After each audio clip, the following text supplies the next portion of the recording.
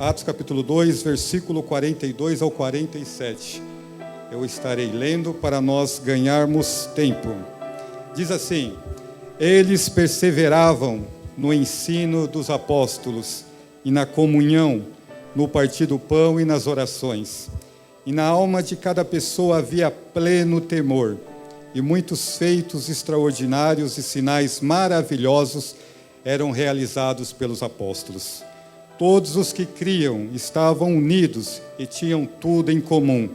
Vendiam suas propriedades e bens e dividiam o produto entre todos, segundo a necessidade de cada um.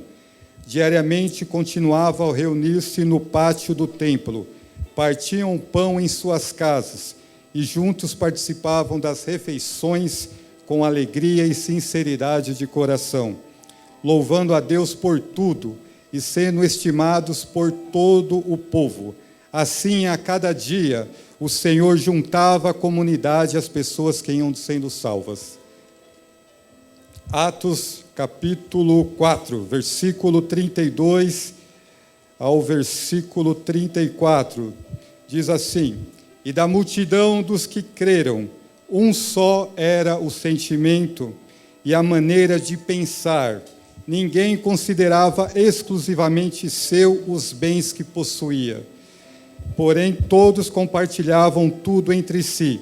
Com grande poder, os apóstolos continuavam a pregar, testemunhando da ressurreição do Senhor, e maravilhosa graça estava sobre todos eles. Não havia uma só pessoa necessitada entre eles, pois os que possuíam terras ou casas as vendiam e traziam dinheiro da venda. Amém? Vocês podem bater palmas por essa palavra linda? Aleluia!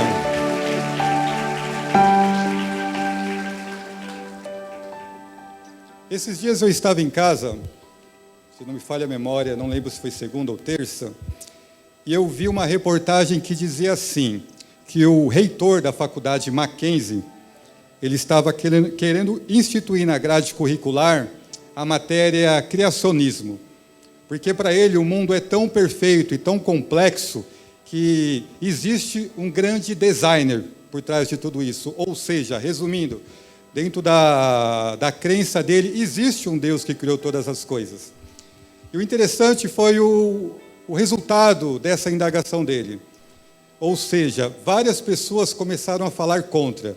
Alguns estudiosos dentro da área da filosofia começaram a falar: meu Deus, que esse tipo de ensinamento entrar nas faculdades é como se nós voltássemos ao período das cavernas, pastor Robson.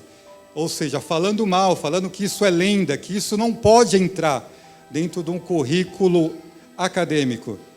E o interessante é que eu conversando com a Luciana disse para mim, o interessante é que nós podemos pensar no que eles acreditam, presbítero Alexandre. Eu posso. Eles me forçam a acreditar no evolucionismo. Eu tenho que acreditar de que o homem veio do macaco, Leandro. Mas eles não podem acreditar que existe um grande Deus, criador de todas as coisas. O que eu aprendi e o que eu entendi em tudo isso? O mundo lá fora quer tirar nossa identidade de igreja. O mundo lá fora acha que eu e você não temos uma identidade. E é sobre isso que eu gostaria de discorrer essa noite, dentro desses dois textos que nós lemos. Deus me deu uma palavra, eu fiz algumas anotações, e eu gostaria de pregar sobre a temática, redescobrindo a identidade de igreja. Vou frisar de novo, redescobrindo a identidade da igreja. Mas o que é identidade? Identidade, se você for no dicionário, o significado dela vai ser essa. Identidade é um conjunto de características que formam uma pessoa. Então, a igreja do Senhor, ela é como se fosse uma pessoa. Ou seja, ela tem características peculiares. E quem define essa identidade? O primeiro ponto, não sou eu que defino a nossa identidade. Não é você que define a sua identidade. E muito menos esse mundo incrédulo que está lá fora. Quem define a identidade é a palavra. Quem define a identidade é a palavra. Foi como a pastora citou o texto de Martinho Lutero, a frase dele: a Bíblia não é antiga nem nova, a Bíblia é eterna. Então, quem define a nossa identidade, as nossas características, é o Evangelho de nosso Senhor e Salvador Jesus Cristo. Um outro detalhe: nós não levamos a nossa identidade no bolso. Não, não. Você não entrou por estas portas hoje com uma identidade no bolso. Nós levamos a nossa identidade no coração, pelo selo do Espírito Santo na nossa vida. E Deus falou para mim que esta noite eu vou pregar para 3 tipos de pessoas. Aquelas que têm identidade de igreja, aquela que anuncia o nome de Cristo por onde vai. E eu vou pregar também para outros 2 grupos de pessoas, aquelas que já perderam a sua identidade. E aquelas também que não têm identidade. Eu prometo a vocês que eu vou ser muito simples, muito simples. E quando eu levo esse raciocínio, eu entendo que a igreja do Senhor, ela não é um grupo qualquer, ela tem uma identidade. E não é uma identidade que nasceu na terra, porque o projeto igreja não nasceu na terra, no coração do homem. A igreja nasceu no céu, na eternidade, no coração do autor e consumador da nossa fé, Jesus Cristo. É Jesus Cristo que disse: minha é a igreja, e as portas do inferno nunca prevalecerão contra ela. Amém? Louvado seja Deus. Então nós entendemos com tudo isso, que a igreja de Deus, ela tem uma identidade. Ou seja, essa identidade é seguida de características. Mas nós não podemos ser tolo e ignorante. Nós temos um grande adversário. E ele tem tirado a identidade da igreja. Não podemos ignorar os ardios de Satanás. O apóstolo Paulo, cheio do Espírito Santo de Deus, ele diz assim: mas eu receio que assim como Eva foi enganada pela serpente, muitos de vós sejam enganados e se afaste da simplicidade do Evangelho. O que eu apresento para vocês hoje não é um discurso teológico, enredado de academia ou filosofia. Eu vou trazer hoje para vocês uma palavra simples, porque o Evangelho é simples e poderoso. Como disse certa vez um grande filósofo, C.S. Lewis, Deus não se faz de filósofo diante de uma lavadeira. Amém? E quando eu leio as Escrituras, eu aprendo em Atos capítulo 2, que a igreja ela é recheada de características. Uma das primeiras características da igreja é que ela é perseverante. A igreja de Jesus, ela é perseverante. A Bíblia vai dizer que eles perseveravam no ensino dos apóstolos. Mas o que é a palavra perseveravam? A palavra perseveravam, ela nos dá uma ideia de persistir, permanecer, insistir, continuar, nos dando uma ideia de que a igreja do Senhor, ela não para em meio às dificuldades.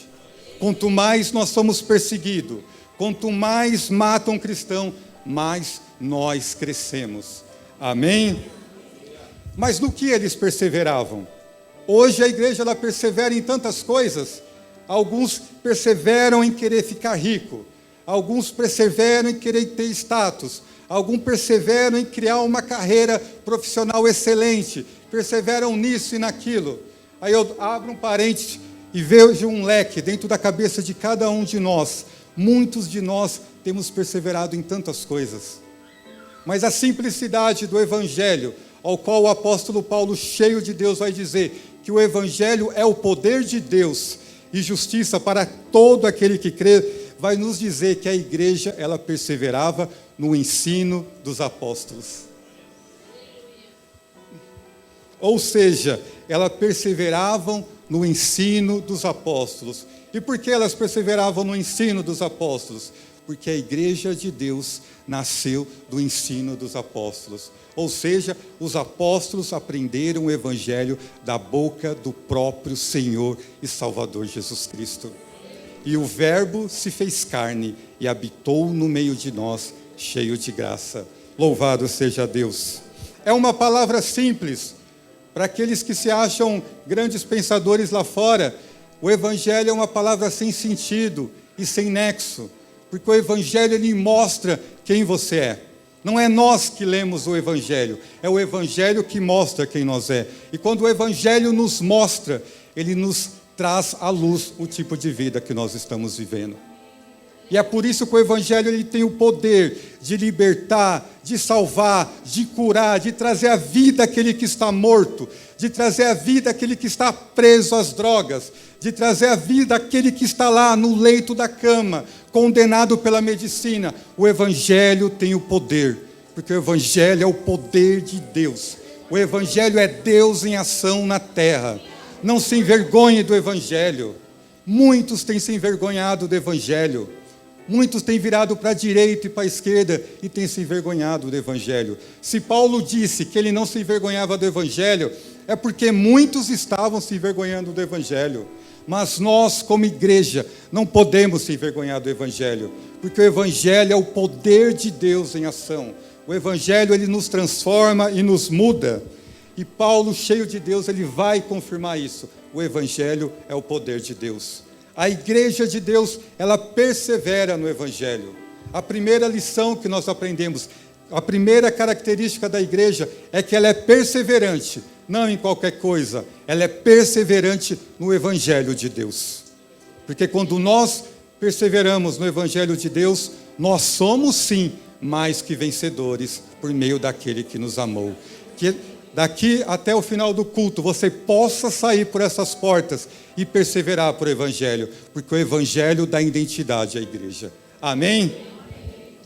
A primeira coisa, a segunda coisa que eu aprendo, que faz, a primeira coisa que eu aprendo, a segunda coisa que eu aprendo, que a Bíblia nos mostra que a igreja tem como características, é a comunhão. A igreja de Deus, ela tem comunhão. A Bíblia vai nos dizer que eles estavam sempre juntos. Ou seja, eles perseveravam sempre juntos. E perseveravam pelo quê? Eles perseveravam lutando por uma vida santa e correta, não diante dos homens, mas diante de Deus. Se alegrando e chorando juntos, dia e noite. A palavra grega para traduzir a palavra comunhão, ela se chama koinonia. O que significa koinonia? Ela tem um sentido maior que apenas aquecer uma amizade. É muito mais profundo do que você entrar na igreja e dizer a paz do Senhor Jesus. A palavra koinonia, ela nos dá um entendimento de uma intimidade profunda de espírito entre os irmãos. Vocês já notaram que antigamente era muito normal você estar na fila de um banco e a pessoa te conhecer como cristã, sem mesmo te dar a famosa paz do Senhor Jesus? Isso é koinonia, ou seja, a identificação do Espírito. E havia isso na igreja primitiva. Eles eram cheios de koinonia, ou seja, cheios de espiritualidade com Deus. Eles se identificavam sem ao menos dar a paz do Senhor. E era algo tão profundo que quando um se comunicava com o outro, automaticamente eles já se comunicavam com o Senhor Jesus. Isso era koinonia. E a igreja se perdeu isso. Nós perdemos isso. O mundo, o nosso grande adversário, ele tem tirado a nossa comunhão. Ele tem tirado essas características da igreja. É triste dizer, mas em muitos momentos nós se tornamos fragmentados. Confessamos o mesmo Deus, falamos do mesmo Deus, mas não há comunhão entre nós. Nós perdemos essa intimidade, essa profundidade. Mas por que perdemos? O texto vai nos dizer, nós perdemos porque nós não perseveramos mais para isso. E automaticamente, quando nós começamos a perder essa comunhão com Deus, nós começamos a perder nossa identidade de igreja. nós começamos a se descaracterizar. Começamos a entrar naquele perfil que o mundo quer que nós sejamos. O mundo não quer que nós tenhamos comunhão. O mundo não quer ver nós felizes. O mundo não quer ver uma igreja como essa cheia. Não, o mundo não quer que nós tenhamos comunhão. Mas nós, como igreja, somos marcados por comunhão. Comunhão faz parte da nossa identidade. Comunhão nos dá força. Melhor é 2 juntos do que 1, porque se outro cair, o outro se levanta ele. Nós temos comunhão. Nossa comunhão vence o mundo, porque não é somente uma comunhão entre eu e o irmão da direita e da esquerda, mas é uma comunhão com o nosso Senhor e Salvador Jesus Cristo. Amém? E o texto continua dizendo que eles perseveravam na comunhão, na doutrina, eles também perseveravam no partir do pão. Eu achei engraçada essa palavra lá no texto de Atos capítulo 2, eu fui buscar o significado. O que significava esse partir do pão? O partir do pão era uma festa que a igreja primitiva fazia, igreja primitiva. Era uma festa chamada ágape, traduzindo amor fraternal. Ela coincidia com a ceia do Senhor Jesus. Esta festa. E o interessante é que o texto vai dizer que havia nessa festa que coincidia com a ceia do Senhor pleno temor nos corações dele. Havia pleno temor diante da ceia do Senhor. E por que havia esse pleno temor? Porque Deus estava no meio deles, de uma maneira poderosa. O que nós aprendemos com isso? Quando nós ceamos, nós vivemos uma comunhão muito profunda, primeiramente com Deus que nos chamou, e vivemos uma comunhão muito profunda com os nossos irmãos. Mas uma coisa que infelizmente nós temos perdido no decorrer dos anos, nesse ato tão sagrado e tão sublime que é a ceia do Senhor, é que quando nós ceamos, nós lembramos de que um dia Jesus voltará. E sabe por que muitos de nós já não lembram disso na hora da Santa Ceia? Porque dentro do coração deles não há espaço para a eternidade, só há espaço para as expectativas terrenas. E nós, como características de igreja, nós sonhamos com a volta de Jesus. A volta de Jesus para a igreja primitiva, ela não era um sonho distante. Sabe quando você está sentado no seu sofá e você está pensando bem distante em algo que você está planejando, sonhando?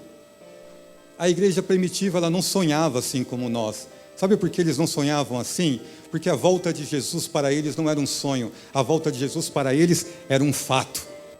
Jesus voltará. Então a volta de Jesus para eles era uma realidade eminente. No entanto, que segundo o grande historiador da igreja, Justo Gonzalez, um cubano, ele vai dizer que quando eles se reuniam para orar, eles ficavam em média de 2 a 3 dias orando, porque eles ansiavam no coração que Jesus voltasse e encontrasse eles orando. Só que hoje nós não temos tempo para isso. As preocupações nos atropelam. Aos poucos nós estamos perdendo nossa identidade. Nós estamos descaracterizando na sutileza de Satanás. Por isso eu trago esta palavra hoje da parte de Deus, redescobrindo a identidade da igreja. Nós temos uma identidade. Lá fora eles querem tirar a nossa identidade, mas você tem uma identidade. Não se envergonhe dessa identidade no meio familiar. Não se envergonhe da sua identidade lá na faculdade. Não se envergonhe da identidade no seu relacionamento. Não se envergonhe da identidade no seu trabalho. Porque quando você mostra a sua identidade nesse lugar, Jesus Cristo é glorificado. A igreja persevera por isso. A igreja persevera na doutrina dos apóstolos. A igreja persevera nas orações também, que é outro tópico. a igreja perseverava nas orações. E por que a igreja tem que perseverar por oração? Alguns vão dizer, eu não tenho nem tempo para isso. Eu quero te dizer que há tempo sim, há tempo. Principalmente quando nós casamos, nós achamos que não vamos ter tempo para orar. A Bíblia vai dizer que há tempo para todas as coisas. Eu sou prova disso, de que há tempo. Eu preciso voltar a orar mais. Eu preciso. Eu orava 2 horas por dia. Há necessidade de voltar. Deus está falando comigo essa noite. A igreja precisa orar mais. Por que a igreja precisa orar?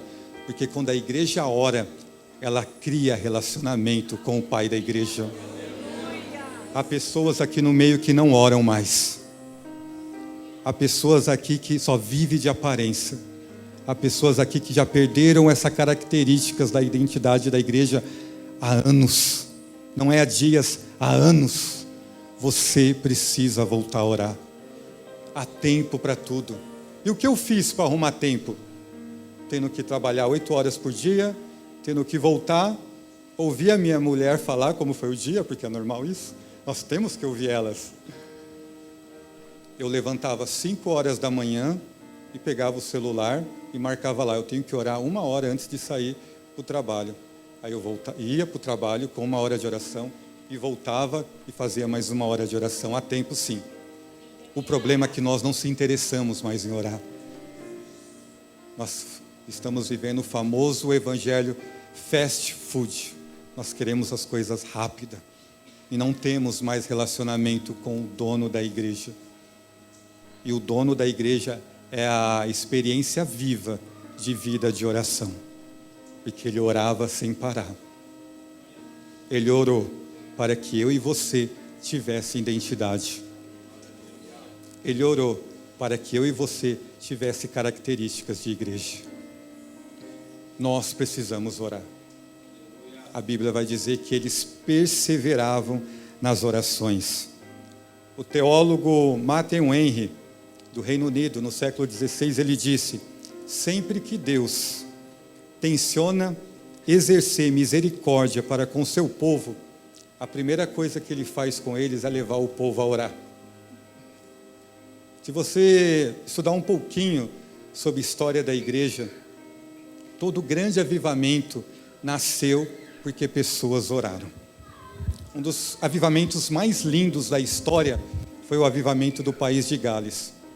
Quem foi o instrumento do avivamento do país de Gales? Foi um grupo de jovens. O mais velho deles tinha 24 anos. E os outros tinham entre 15, 14 e 13. Deus falou para eles, orem. Eles começaram a orar e a presença de Deus desceu naquele lugar. Em 1 ano, 100.000 pessoas foram a Jesus. 100.000 pessoas foram para Jesus. Porque um grupo de jovens orou. Talvez você adentrou por estas portas e você está fazendo nesse exato momento uma leitura da sua vida. Porque a melhor pessoa para ler a sua vida não sou eu. A melhor pessoa para ler a sua vida é você mesmo. E você está lendo a sua vida nesse momento. Está com um ponto de interrogação. Eu preciso trazer o meu filho para casa do Senhor. Talvez você está olhando para a sua vida agora, está vendo aquele monte de promessas que Ele fez para você. E elas estão todas paradas. E sabe por que elas estão assim? Porque nós paramos de orar.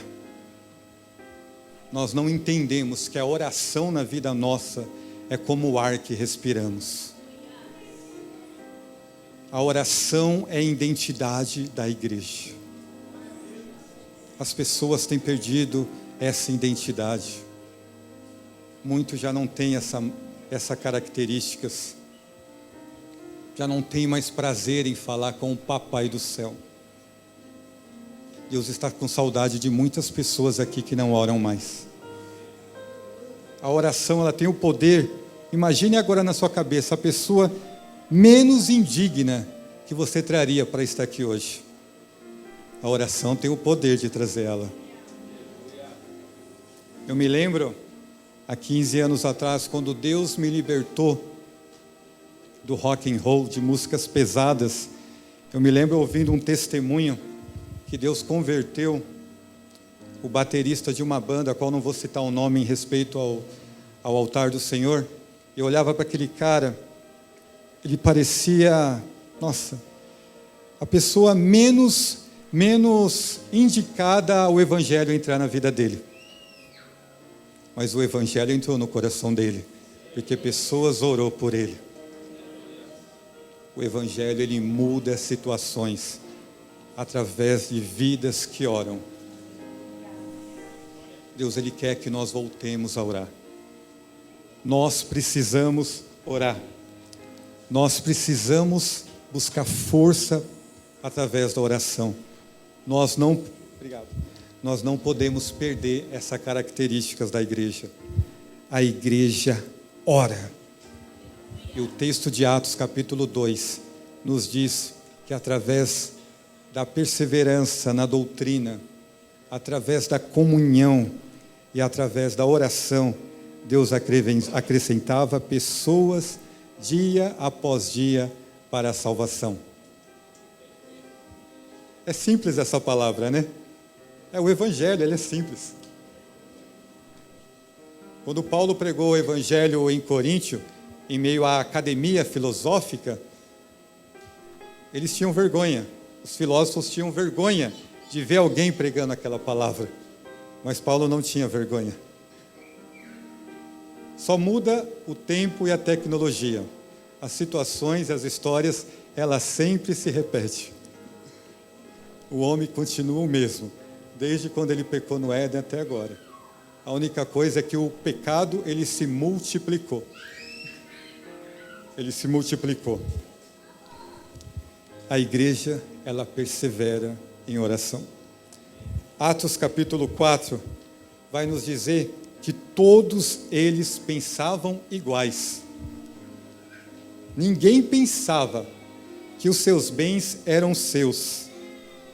Eu fiquei pensando, meditando, meu Deus do céu, que nível de espiritualidade é essa, né? Você ter tantos bens e você pensar de uma maneira coletiva de que aquilo que você tem, conquistou, ele não pertence a você. Que nível de espiritualidade? Eu fiquei pensando, meu Deus, é possível isso? Em pleno século XXI, em pleno capitalismo desesfreado, é possível nós pensarmos assim? E Deus falou no meu coração, é possível. Sabe por que é possível? Porque nós, como igreja, andamos na terra como peregrinos. Ou seja, a igreja andava como pessoas peregrinas.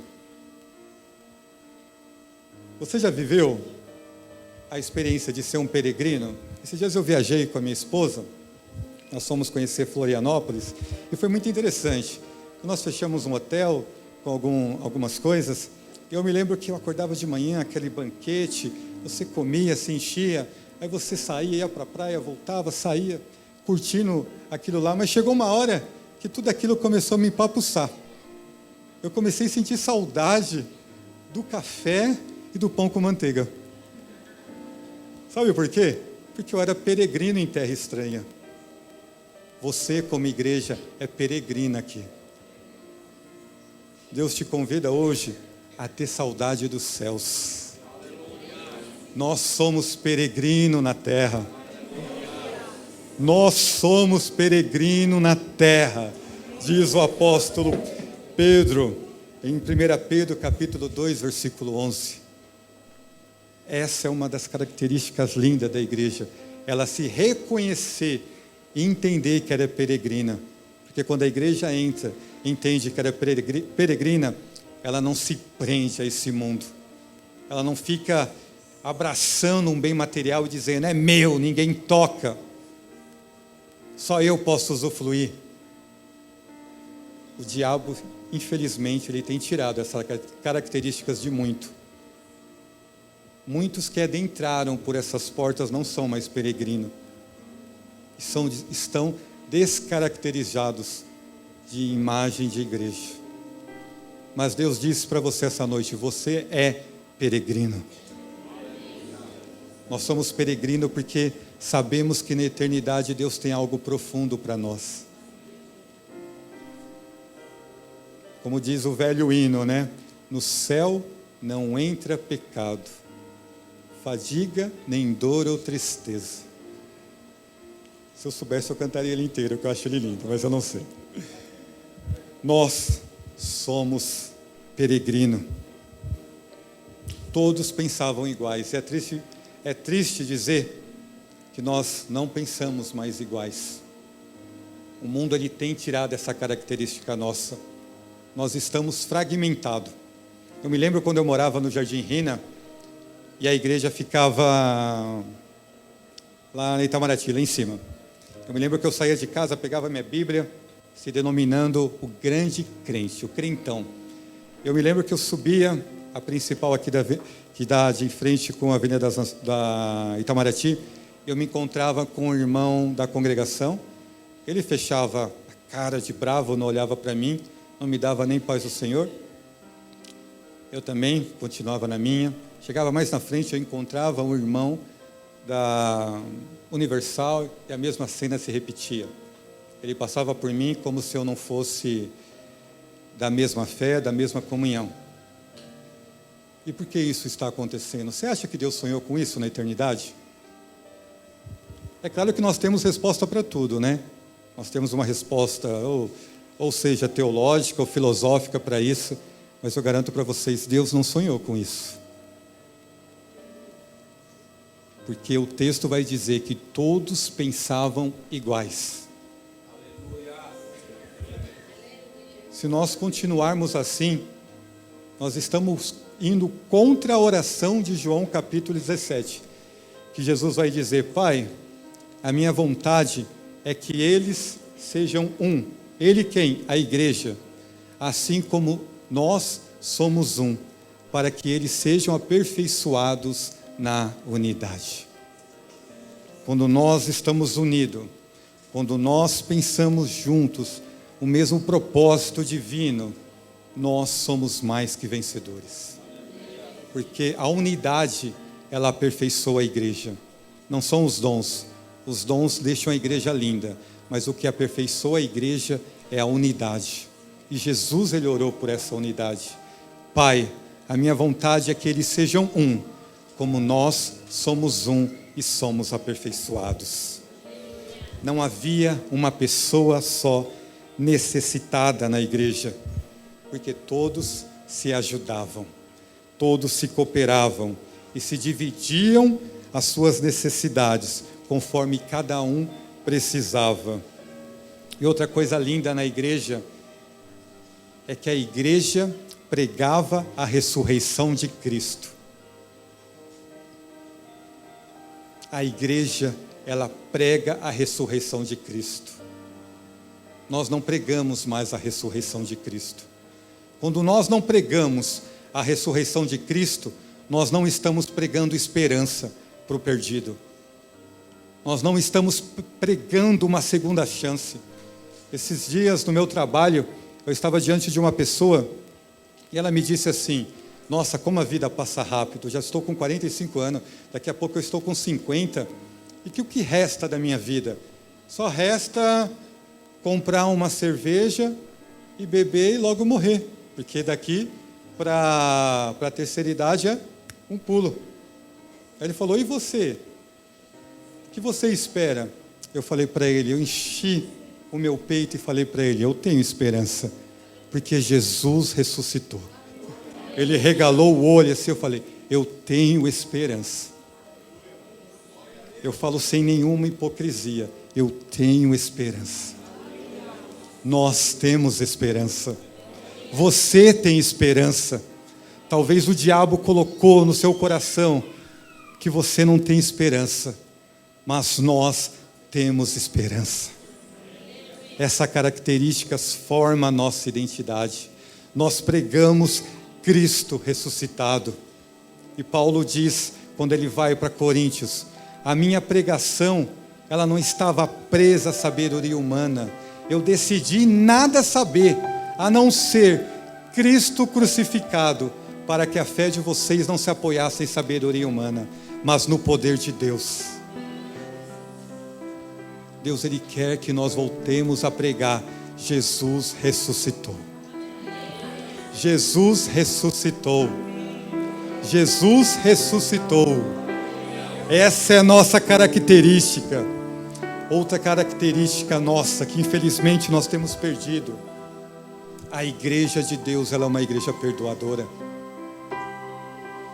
Quando eu estava meditando, Deus dizia para mim: há pessoas, Wagner, há pessoas que vão estar lá te ouvindo, que não perdoam mais. E eu pensei, é possível, porque não tem mais identidade. Perdeu a identidade. Nós, como igreja, somos perdoadores.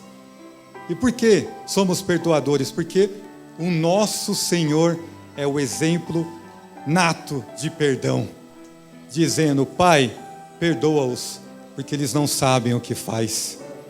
E eu digo para você: perdoe aquele que te tratou mal, porque ele não sabe o que faz.